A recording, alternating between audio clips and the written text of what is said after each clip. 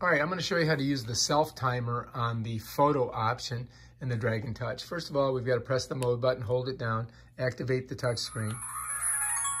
Then what we're going to do is we're going to go in and we're going to go directly to settings. It's going to open up this page. Then we're going to go to camera. Cha-ching. And then we're going to go to self timer.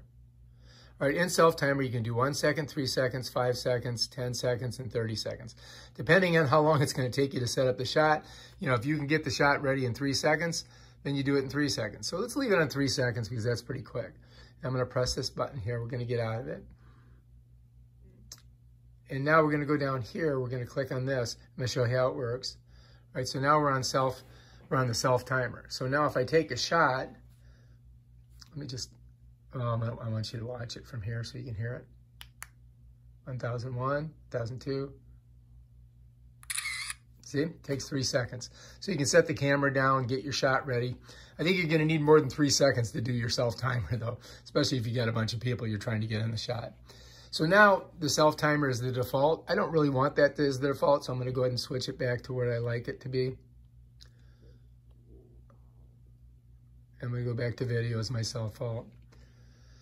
All right, and that's how you do the timer for the single shot camera on this DragonTouch. If you like this video, please subscribe to my channel and check out my other awesome videos on how to do stuff with this camera. Peace out.